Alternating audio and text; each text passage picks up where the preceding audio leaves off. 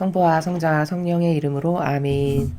하늘을 우러러 사랑을 하느님 아버지 뜻 안에서 스승이신 예수님과 도움이신 성령님과 사랑하는 성모님과 성료세 아버지와 성미카엘 대천사와 하늘의 모든 거룩한 천사들과 성인들의 정보를 청하며 기도드립니다. 오늘도 예수님과 어머니 하나 되신 성심 안에서 아버지께서 사랑하시는 인류의 자녀들과 저희 사명과 저희 제자들과 십자가 사도직을 두 분의 하나 되신 성심을 통해 아버지의 뜻에 봉헌드립니다. 사랑할 아버지, 아버지께 속한 자녀들이 오늘 하루도 바쳐드렸을 많은 기도와 희생과 예물과 갈망과 그들의 고통과 울부짖음과 또 아버지만이 받으셔야 될 유일무이한 권리, 이 모든 것들을 너그러이 받아주시옵소서. 그리하여 조금이나마 아버지의 상처받으시는 매일 갈갈이 찢겨지시는 그 아프신 성심에 위로가 되셨으면 하는 바람으로 이 모든 자녀들의 기도와 모든 것들을 봉헌드립니다. 또한 오늘도 예수님과 어머니께서 아버지를 사랑하셨던 정신세계는 퍼펙트함 자체였으나 저희가 예수님과 어머니를 사랑하고 아버지를 사랑하는 정신세계는 너무나도 구멍이 숭숭 뚫려 있는 마치 이빨 사이가 다 벌어져 있는 그런 부족한 것으로 가득합니다. 그 부족했던 모든 것을 회개하고 뉘우치고 반성해서 이 기도와 이 강의를 통해서 그 부족한 부분을 꼭꼭 다 완벽하게 채워서 아버지께 기쁨을 드리기를 원하고 갈망하는 마음으로 이 기도를 봉헌드리오니 부디 너그러이 받아주셔서 아버지 조금이나마 아버지 마음에 위로가 되시옵기를 갈망으로 소원드립니다. 또한 미국과 한국을 예수님과 어머니 하나 되신 성심을 통해 아버지 뜻에 봉헌드리오니 두 나라 안에 있는 선의 모든 세력들이 끝까지 포기하지 말고 공정과 정의를 지키고 수행하는 데 있어서 더 용맹하고 더 강한 자녀들이 될 수 있도록 또한 트럼프 대통령과 그를 돕고 협력하는 선의 세력을 계속 아버지 뜻에 봉헌드리오니 그들을 통해서 아버지 뜻만을 이루시며 어서 빨리 선의 세력이 승리할 수 있도록 자비를 베풀어 주시옵소서. 이 모든 기도 우리 주 예수 그리스도의 이름으로 비나이다. 아멘. 성부와 성자와 성령의 이름으로 아멘. 안녕하십니까. 하느님의 뜻 선교의 윤피아수녀입니다.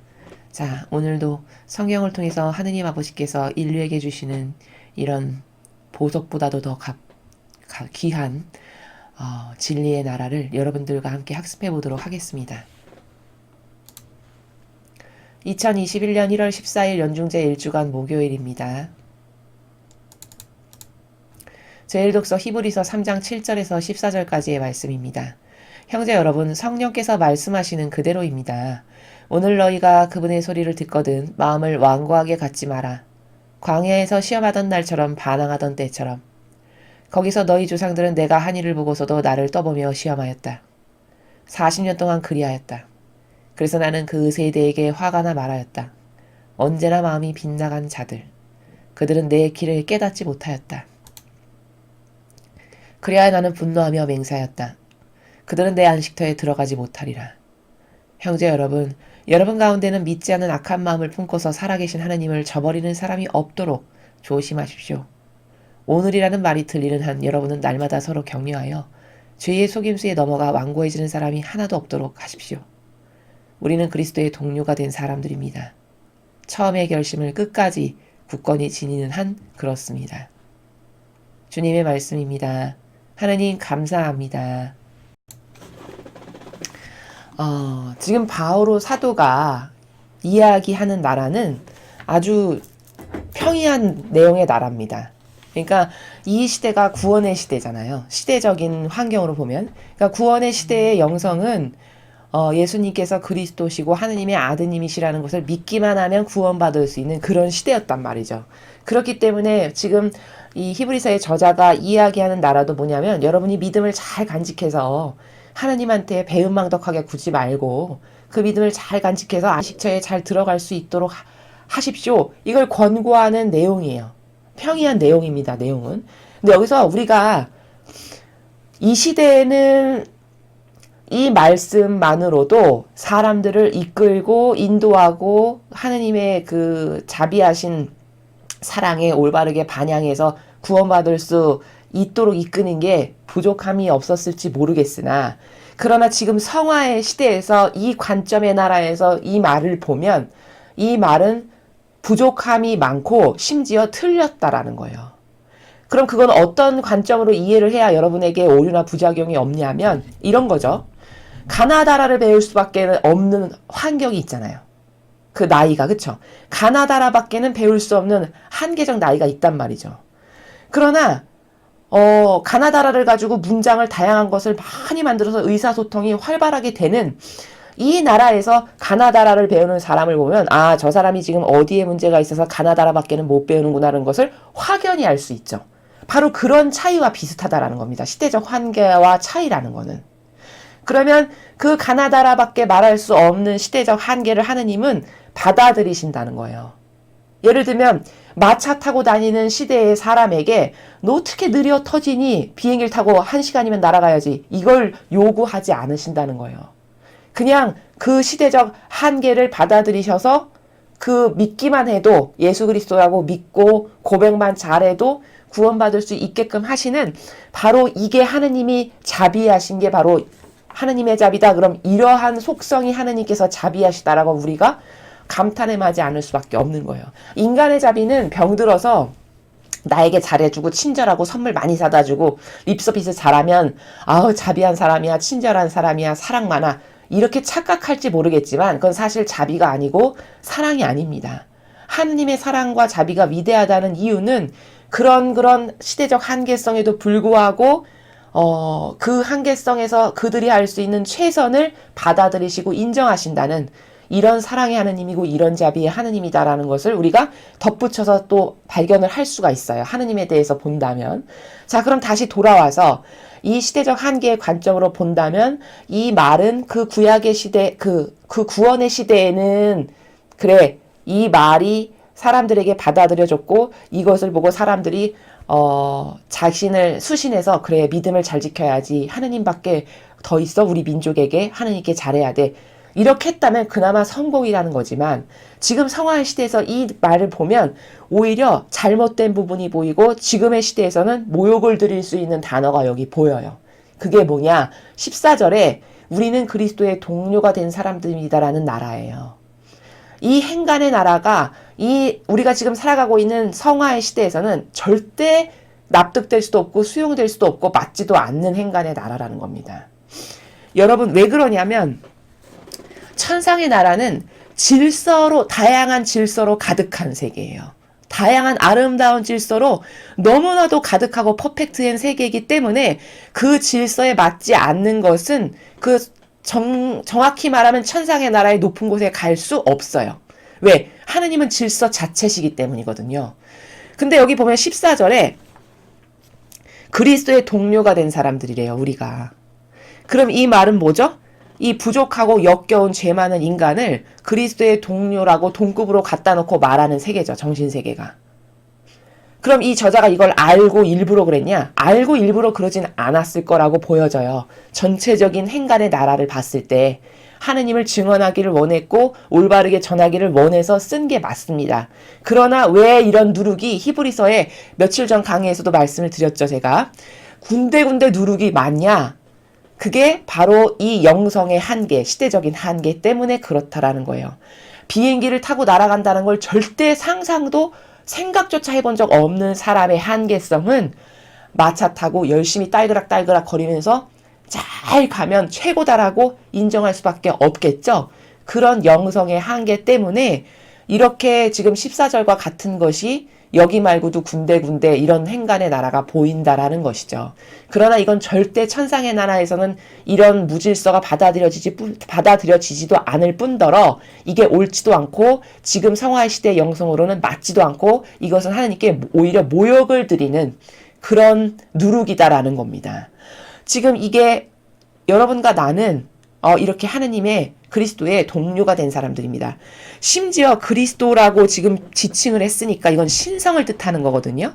인성이신 예수님의 동료가 된 사람들입니다. 이렇게 말을 해도 그분께 엄청난 모욕이고 신뢰가 될 마당인데 이걸 그리스도라고 표현까지 했어요. 신성으로. 그럼 감히 하느님의 신성의 동료가 됐다라는 게 이게 격에 맞습니까? 이건 절대 맞지 않아요. 그럼 이런 누룩이 어떻게 악용당하냐. 이 이교도가 이런 누룩을 차용해다 쓴단 말이죠.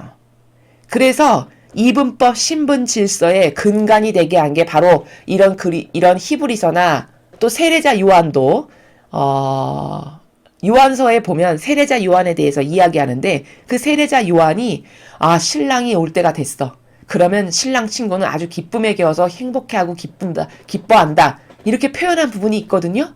그럼 자기가 신랑 친구라는 얘기거든요.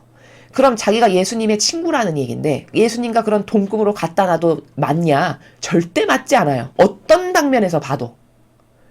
역겨움 자체여서 신발끈을 풀어드리기도 합당치 못하라고 말할 땐 언제고 또 또 다른 데 가서는 나는 신랑의 친구다라고도 말하고 이렇게 왔다 갔다 예도 하고 아니오도 하는 악이 바로 세례자 요한의 사고방식 안에 살아가는 악이었다는 거죠. 본인은 몰랐겠지만. 그럼 그게 바로 누룩이에요. 인간을 속이고 마귀적 도구로 활용하게 만드는 누룩이란 말이죠. 바로 그런 세례자 요한의 예수님을 자기의 동급으로 갖다 놓고 표현하는 이런 마귀의 나라. 오늘 이 히브리서에서 앞에 다 좋은 말을 했는데 후미에 딱 누룩으로 하나 갖다 집어넣는 게 뭐죠? 우리는 그리스도의 동료가 된 사람이라는 거예요. 예수님의 동료도 아니고 그리스도의 동료? 그럼 신성의 동료가 됐다라는 건 이거는 어불성설이고 격에도 받지 않고 신적 질서에 모욕을 드리는 발언이라는 겁니다. 그러나 이런 발언이 이렇게 버젓이 여기 나오는 것은 우리가 받아들일 때 어떻게 받아들일 수밖에 없냐? 이게 구원의 시대이다 보니까 그 시대의 영성적 한계가 그저 예수님을 믿고 구원자라고 인정하고 받아들여서 구원만 받아도 하느님 아버지인 그 정도만 돼도 하느님께서 그냥 받아들여주고 이해하시는 이런 영성의 한계성 때문에 이런 누룩이 이렇게 불쑥불쑥 여기저기에 튀어나오는구나. 이렇게 100% 양보해 받자 이렇게 이해할 수 있는 게 다다라는 거죠. 그러나 지금의 이 성화의 시대에서는 절대 이게 용납되거나 받아들여지면 안 된다라는 겁니다. 모욕만을 드리는 행간의 나라예요. 저렇게 나를 신과 동급으로 갖다 놓는 사고방식이 하나 누룩으로 싹 인간의 사고방식 안에 들어가면 어떻게 되냐. 그러면 이분법 신분질서가 바로 이런 누룩 때문에 만들어져요. 그래서 나는 하느님의 대리자, 제자. 그럼 제자가 해야 될 역할을 똑바로 하냐? 똑바로 수행하지 않아요. 결단코. 제자라면 예수님이 아버지의 뜻을 어떻게 행하셨는가를 보고 그분보다 더 낮아지셔야 이게 올바른 양심과 정직성이 있는 제자예요.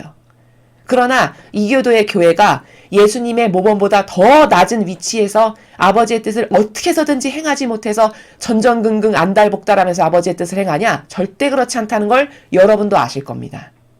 그런데 말로만 자기가 행하는 것은 오히려 악을 더 많이 행하면서 자신의 자아를 우상처럼 떠받들며 살고 심지어 자아를 신자들에게 가르쳐요. 전하고. 자아를 떠받들어도 마치 되는 것처럼. 그렇게 온갖 노력을 다 퍼다 나르면서 그러면서 표현은 나는 그리스도의 대리자, 나는 제자. 이렇게 한다면 이게 역겨움이 아니고 뭐겠습니까? 행하는 것은 정반대의 것을 행하면서 말로는 나는 그분과 동급인 어깨를 나란히 하는 그리스도의 동료. 이렇게 말한다면 이것 자체가 하느님께 모욕과 역겨움을 드리는 거예요. 바로 이런 우리는 그리스도의 동료가 된 사람들입니다. 이런 누룩이 이 교회 안에 교묘히 파고 들어와서 지금 주렁주렁 맺은 열매가 뭐냐? 그게 이분법 신분 질서예요. 그래서 나는 하느님과 동급인 인간. 그래서 나는 그분의 대리자고 제자고 너희들은 내 말에 복종해야 되고 따라야 되는 그런 부류들. 이게 이분법 신분질서잖아요. 이교도가 지금 차용해서 쓰고 있는. 바로 그런 누룩이 어디서 들어왔냐. 이런 그리스도의 동료가 된 사람들입니다. 라고 한 이런 이 정신의 누룩이 교회에 들어온 거고 세례자 요한이 나는 신랑의 친구다. 그래서 신랑이 이제 가까웠어. 올 때가 가까이 다가와. 그럼 나는 그 기쁨으로 가득하다. 자기를 이렇게 감히 신랑의 친구라고 동급으로 갖다 놓는 이런 누룩과도 같은 정신이 교회에 싹 들어와서 자신들을 이 사람들이 하느님의 마치 맘먹는 어깨를 나란히 하는 위치에다 갖다 놓고 이런 글을 지금 쓰는 것과 같이 이 이교도의 교회도 자신들을 하느님과 동등한 대리자, 제자 이런 표현은 온갖 좋은 표현은 다 갖다 쓰지만 그러면 실제적으로 맺은 열매가 예수님이나 어머니와 같이 한없이 낮아지셔서 죄악으로 가득한 인류를 구원하기 위해서 수많은 치욕과 모욕과 핍박을 달게 받으시고 그럼에도 불구하고 꿋꿋이 아버지의 뜻을 행하시기 위해서 마지막 피 한 방울까지 완벽하게 내놓으신 이런 희생의 정신이 있냐? 절대 없다는 거죠. 여러분도 다 아시다시피. 그럼 말은 그렇게 하고 열매는 마귀적 열매만 맺는 것은 아버지께 모욕만 드리는 아주 표본이고 주체다라는 겁니다. 그런 이분법 신분질서의 누룩이 오늘 이 14절에 등장하는 그리스도의 동료가 된 사람들이다라고는 이런 말에서 또 세례자 요한의 나는 신발끈을 풀어드리기에도 합당치 않아. 어떤 땐 요만했다가 나는 신랑의 친구야. 또 자기를 예수님과 동등한 곳에다 갖다 놓고 말하는 나라가 행간이 군데군데 참 많이 보이죠. 여태까지 세례자 요한을 분석해서 여러분에게 말씀드린 강의를 들으셨다면 무슨 말인지 이해가 금방금방 되실 겁니다. 그럼 이게 다 뭘까요? 이게 다 그들의 사고방식 안에 누룩이 이렇게 교묘하게 끼어들어 있지만 자신들이 깨닫지 못하고 그게 누룩인지 알지를 못해서 그렇게 옳은 말도 했다가 마귀적 발언도 했다가 이렇게 왔다 갔다 하는 예와 아니를 동시에 하는 마귀의 도구로 활용되기 딱 좋다라는 겁니다. 그게 이 구원의 시대의 한계성이고 또 아버지와의 영성의 그 관계가 어떠한가를 여기서 또 세례자 요한의 발언에서 볼 수 있다. 그 부족함을. 그러나 지금 시대는 절대 이런 것을 끌어다가 놨다가는 큰일 난다. 왜? 과학기술이 발전할수록 영성도 발전했고요. 이 모든 하느님의 그 정신세계의 인간이 초대받는 것도 지금 고결한 나라로 초대받고 있어요. 과거와는 비할 수 없는 나라로 우리가 초대받고 있습니다. 그러면 가나다라밖에 못 배웠던 시대에 가지고 있는 인간의 사고방식은 싹 다 버려야 돼요. 그걸로 자유자재로 회화를 할 정도의 정신세계를 살아가는 그런 환경 가운데서 살아가는 사람이라면 절대 가나다라밖에 하지 못했던 나라에서 살아갔던 사고방식의 잘못된 누룩과 이런 부작용들은 싹 다 버리지 않으면 이 세계에 걸맞지 않다는 거예요. 그것을 알고 우리는 지금은 자아를 버리지 않으면 안 되는 세계예요. 우리가 도전하는 세계는. 우리가 도전하는 정신세계는 자아를 버리지 않은 사람은 절대 천상의 나라에 갈 수 없는 세계란 말이죠. 그런데 어디 감히 그렇게 고도적인 세계에 도전하고 있는 우리가 이렇게 역겨운 무질서한 하느님과 각 동급의 어깨에다 갖다 놓고 말하는 이런 누룩을 갖다 놓는다. 이건 말도 안 되는 거고 이런 신적 질서를 모르는 사람이나 이런 말을 하는 거예요. 이 시대는 신적 질서가 뭔지를 몰랐고 하느님과 예수님과 성령 하느님과 어머니와의 그 삼위일체의 관계라던가 그분과 우리와의 올바르고 완벽한 질서라는 게 무엇인지를 모르던 시대라는 거죠. 성화 시대가 아니다 보니. 그러니까 이런 누룩이 여기저기서 나오지만 그래도 그냥 그래 시대적 한계성이니까 라고 넘어갈 수 있었겠지만 지금은 이런 정신을 가지고 있다가는 벼락 맞을 만큼 위험한 고도화된 시대로 초대받고 있기 때문에 그래서 굉장히 역겹고 누룩으로 인간을 병들게 하고 마귀의 도구가 되게 할 정신이 바로 그리스도의 동료가 된 사람들입니다라는 이 행간의 나라. 세례자 요한이 나는 신랑의 친구다라고 동급으로 갖다 놓고 말하는 나라. 이런 게 다 그런 역겨운 누룩으로 작용하는 나라라는 것을 여러분이 반드시 명심하셔야 된다는 것을 말씀을 드립니다. 자, 계속해서 오늘 주신 복음 말씀 함께 보시겠습니다. 마르코 복음 1장 40절에서 45절까지 말씀입니다. 주님 영광 받으소서. 그때 어떤 나병 환자가 예수님께 와서 도움을 청하였다. 그가 무릎을 꿇고 이렇게 말하였다. 스승님께서는 하고자 하시면 저를 깨끗하게 하실 수 있습니다. 예수님께서 가엾은 마음이 드셔서 손을 내밀어 그에게 대시며 말씀하셨다.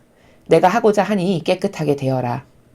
그러자 바로 나병이 가시고 그가 깨끗하게 되었다.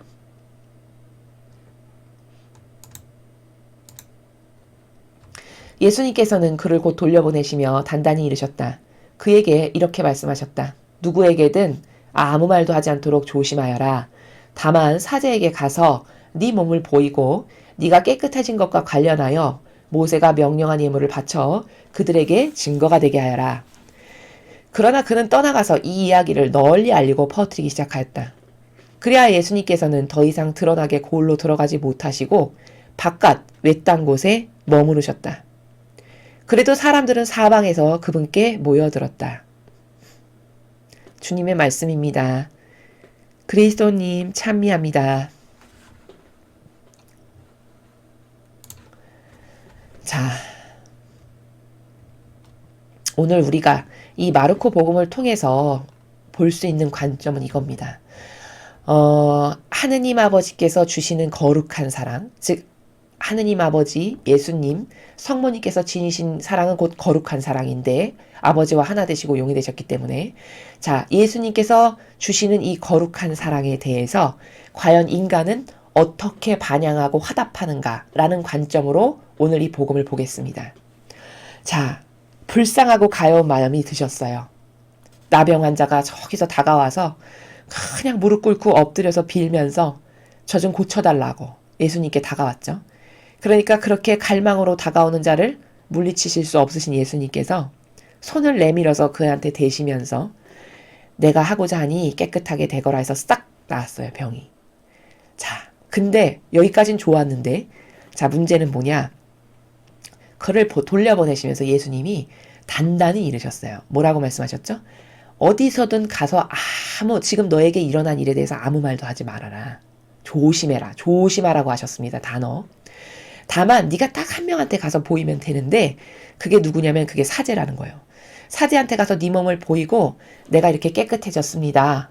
라고 그한테 보이고 과거 모세로부터 이랬을 때 예물을 하느님께 예물을 그들을 통해서 하느님께 바쳐드려서 이제 증거가 되게 해라. 사제에게만 가서 보여라. 이렇게 말씀을 하셨는데 여기 사제에게만 가서 네 몸을 보여라라고 하신 이유는 이겁니다. 첫째는 이 시절에 이렇게 나병 환자는 격리돼서 살았겠죠. 옮기네 이런 어떤 불미스러운 관계가 있을 수 있으니까 사람 사이에 옮고 혹은 그런 일이 있을 수 있으니까 격리돼서 따로 분리해서 살았단 말이죠.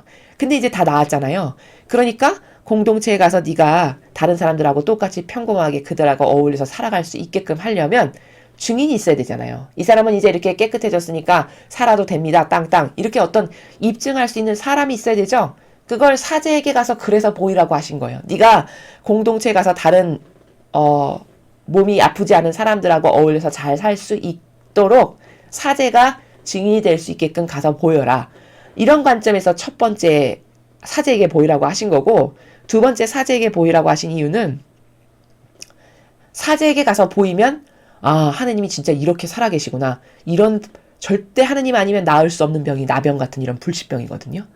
이거 하느님이 살아계시다라는 반증이고 입증이에요. 고로 사제에게 가서 보이면 어떻게 될까요? 하느님이 진짜 살아계시구나. 하느님 찬미 받으세요. 이렇게 하느님의 영광이 드러났음을 그 사제가 보고 증언하게 하기 위해서 이런 이유에서 사제에게만 가서 네 몸을 보여라 라고 이런 두 가지 목적 때문에 이렇게 말씀을 하신 거다라는 거예요. 자, 그랬는데 45절에 이 나병 환자가 어떻게 했나를 잘 보세요. 분명히 사람들한테 아무 말도 하지 않도록 조심해라 이렇게 당부하셨어요. 근데 떠나가서 이 이야기를 널리 알리고 퍼뜨리기 시작했어요. 그래서 이제 예수님이 차질을 받기 시작하세요. 이 사람이 하지 말라는 걸 했기 때문에. 어떻게 차질이 오죠? 사명에? 더 이상 드러나게 여기저기를 다니시지를 못하게 되신 거예요. 사람들이 막 붐비고 밀쳐대고 저도 고쳐주세요. 이렇게 했겠죠. 이 말을 듣고 그런 분 어디 계시는데 어디 나도 좀 가자. 이랬을 거 아니에요. 그러니까 사명을 수행하시러 여기저기 다니실 수밖에 없는 입장이신데 그 사람의 그 말 한마디 때문에 더 이상 드러나게 고을로 들어가지 못하고 바깥 외딴 곳에 머무르실 수밖에 없는 이런 어떤 부작용이 발생하게 된 거죠. 그 사람이 예수님의 말씀을 순종으로 따르지 않는 바람에. 그래도 사람들은 끊임없이 꾸역꾸역 사방에서 모여들었다 이렇게 증언하고 있어요, 지금. 자, 여기서 우리가 봐야 될 건 뭐냐면 이 사람이 왜 가서 하지 말라는 걸 말했을까? 이 사람의 한계성이에요. 인간의 한계성. 인간의 한계가 뭐냐? 너무 기쁘고 좋은 거예요. 그래서 말하지 않고는 못 배겨. 그래서 막 여기저기 가서 막 떠벌리면서 나 이렇게 하느님이 고쳐주셨다라고 이렇게 말을 한 거죠. 사람들한테. 그러니까 이 한계성이 이해는 가지만 이 인간의 한계성이 이 사람은 예수님이 이렇게 겸손한 사랑으로 자신에게 다가오셔서 사랑을 베풀어 주셨으면 올바른 정신으로 화답을 하는 영혼이라면 어떻게 될까요? 이런 신이신 분께서 이렇게 역겨운 죄인에게 이렇게 겸손히 다가오셔서 나를 이렇게 고쳐주셨으니 나도 이분이 하신 말씀을 순종으로 지켜드려야지. 올바른 반영을 해야지. 이게 똑바로 된 정신 사고방식에 합당한 반향을 드릴 수 있는 영혼의 자세는 바로 이랬어야 된다는 거예요. 그랬으면 그렇게 겸손한 마음으로 주신 사랑을 겸손한 마음으로 받고 예수님께서 이렇게 나에게 엄청난 희생으로 사랑을 베푸셨으니 나도 그분이 하시는 말씀을 순종으로 잘 지켜드려야지, 화답을 잘 드려야지, 이런 사고방식이었으면 45절과 같은 이런 짓을 하지 않았겠죠. 근데 이 사람의 한계가 그저 기쁘고 좋은 곳을 남에게 가서 막 떠벌리면서 말할 수밖에 없는 한계성이었던 거예요. 그러니까 순도가 굉장히 떨어지는 거죠. 자신이 받은 거룩한 사랑에 대해서 합당하게 반향을 해야 되는데 합당하게 반향을 하는 질이 굉장히 떨어짐을 45절에서 알 수 있다는 거예요. 그래서 예수님이 다니시면서 사명을 행하시는데 급기야 차질이 빚어지게끔까지 이 악영향을 끼치는 사람이 된 거죠. 이 사람이 행한 그 별것 아닌 하나가. 그럼 이 사람은 감사하지 않았냐? 아니요, 감사했어요. 하느님께 감사했는 마음이 당연히 있었죠. 있었지만 그 감사를 올바른 화답으로 돌려드리는 방법을 잘 몰랐던 거죠. 즉 다시 말하면 하느님을 대하는 방법을, 하느님께 감사드리고 찬미드리는 방법을 잘 몰랐다는 거예요. 그리고서는 감사는 했지만 오히려 예수님께 사명을 행하는데 제약이나 드리고 배은망덕하게도 예수님께서 마음대로 활동하시지 못하게끔 하는 결과를 초래한 장본인이 됐어요. 본인이. 엄청난 은총을 받고도. 그럼 이거는 뭘까? 화답을 드리는 방법을 모르는구나, 인간이. 올바르게 하느님께 그분의 거룩하신 사랑에 대해서 조용하고 겸손한 마음으로 단순히 순종해서 그 올바르게 화답을 되돌려 드려야 되는 이런 어떤 정신세계가 황무지고 그런 것을 몰랐구나. 그러니까 그냥 본성에 근거해서 본성만 날뛰는 거예요.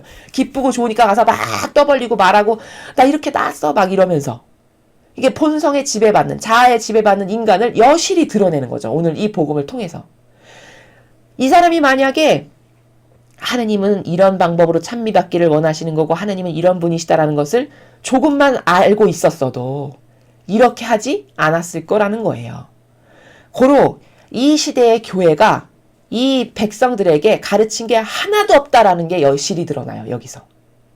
하느님은 분명히 우리가 착각하면 안 되는 게 뭐냐면요. 보통 우리가 이런 게 있습니다. 내가 좋아하는 방법으로 막 하느님께 뭘 드리면 하느님이 기뻐하실 거야. 이거는 물론 아무것도 안 드리는 영혼보다는 기뻐하시겠죠. 그러나 그거 착각이에요. 하느님께 무엇을 드릴 때에는 그분이 찬미받기 원하시는 방법이 있습니다, 여러분. 그게 뭐냐? 그래서 구약에 민수기나 이런 데를 보면 재물을 바칠 때 아무렇게나 막 하지 않죠. 몇 걸음 떨어지고 어떻게 간격을 띄고 천막 안에 어떻게 만들고 순서가 어떻게 배치되어 있고 들어가는 사제는 옷을 어떻게 만들어서 입고 다 거기 수치가 정확하게 기록돼 있어요. 몇 걸음 떠서 걸어가고 이런 게 정확하게 돼 있단 말이죠. 그런 거 심심해서 그렇게 쓴 게 아닙니다.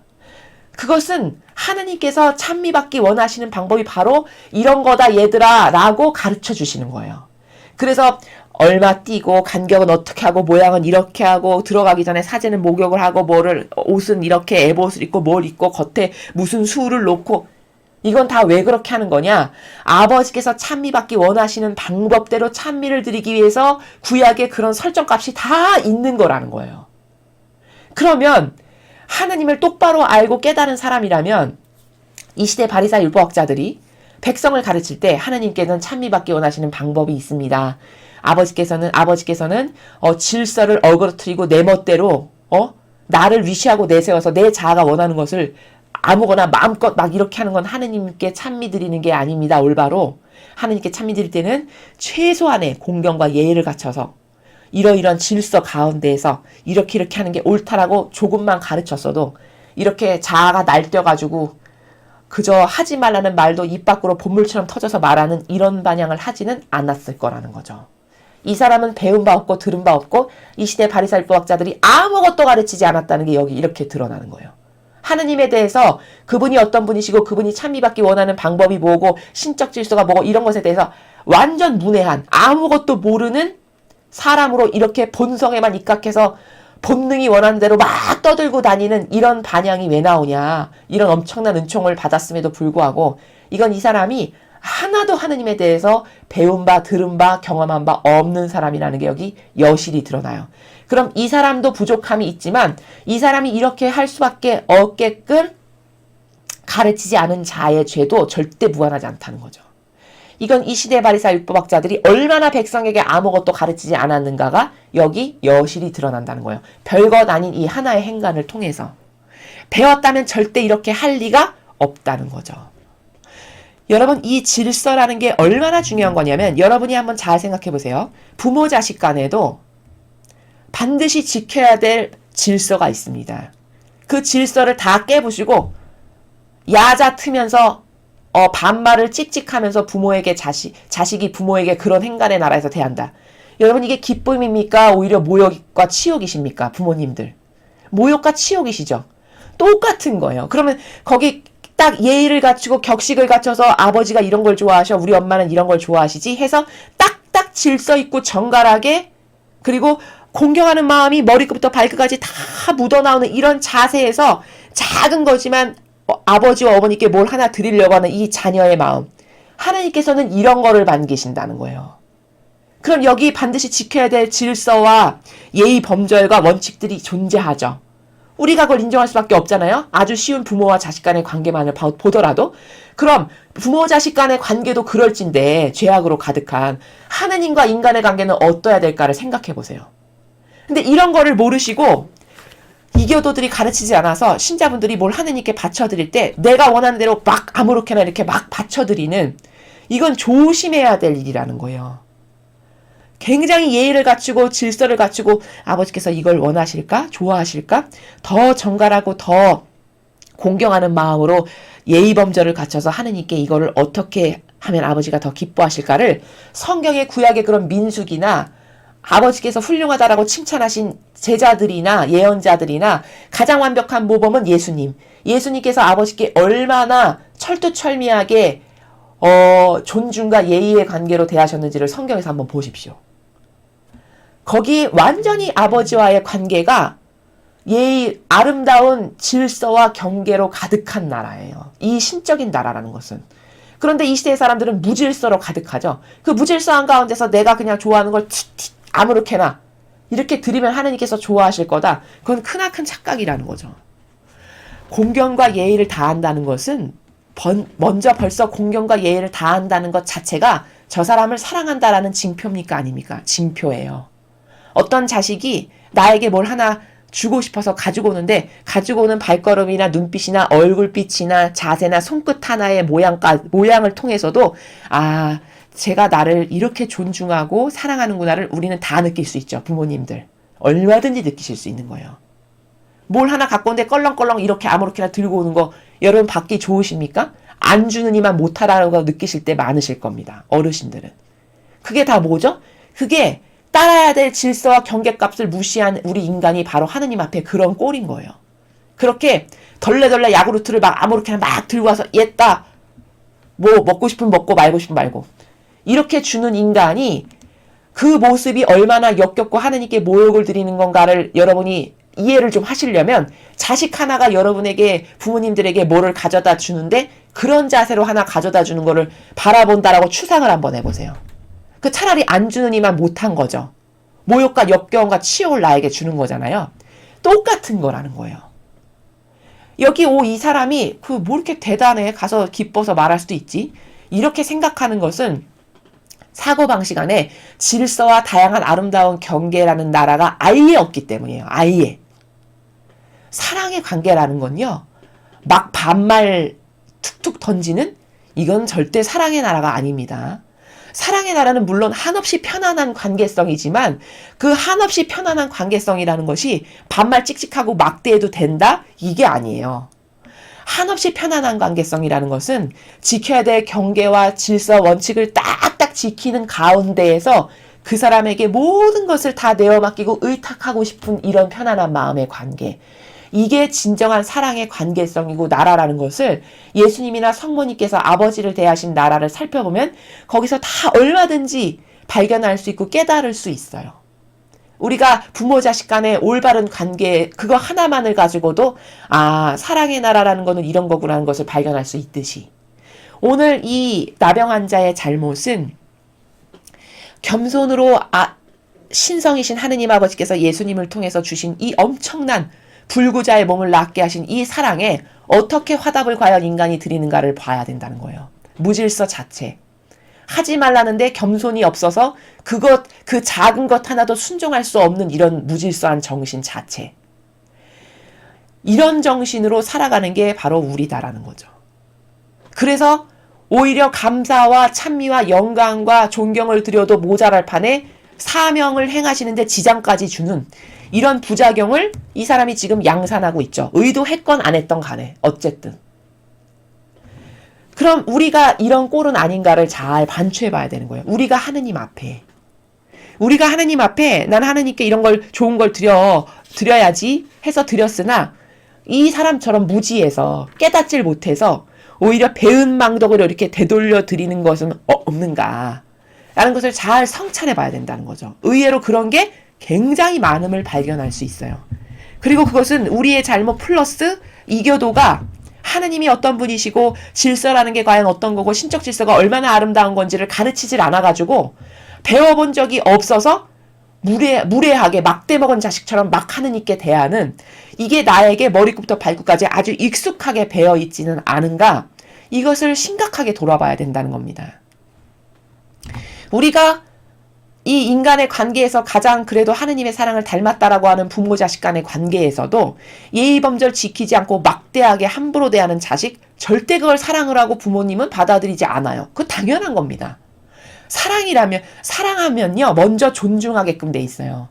먼저 자신을 낮추고 다가갈 수밖에 없는 게 신적 사랑의 원리입니다. 예수님을 보십시오. 역겨운 죄인 자체인 우리에게 얼마나 자신을 낮추고 다가오시는지를 보세요. 천상의 책에도 다 나와요, 이게. 그럼 그게 온전한 사랑이고 완벽한 사랑이고 그게 아름다운 사랑이거든요. 그럼 내가 온전하고 완벽하고 아름다운 사랑을 주고 싶고 그런 사랑을 받고 싶다면 내가 그 정신이 나의 정신이 되게 해서 나도 그 방식과 그 정신으로 사랑을 해야 돼요. 하느님도 내 이웃도. 그렇지 않고서는 하느님이 주시는 사랑 절대 받을 수도 없거니와 나의 가족에게도 그런 사랑을 줄 수도 없고 나도 그런 사랑을 받을 수 없어요.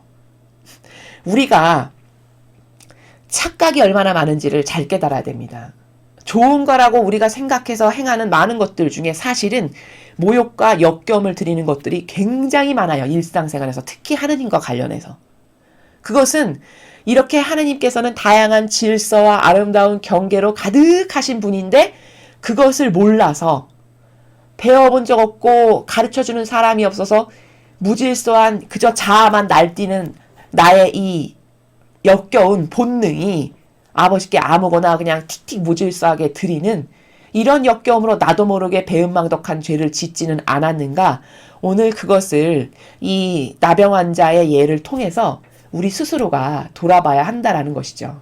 그리고 아름답고 올바른 사랑이라는 것은 과연 무엇인지를 우리가 깨닫고 발견해서 나의 것으로 만들고 그 아름답고 다양한 경계 안에서 아버지를 사랑해드리고 내 주변의 가족과 이웃을 그런 경계 안에서 사랑할 줄 아는 성숙한 아름다운 우리들이 되어야 할 것입니다.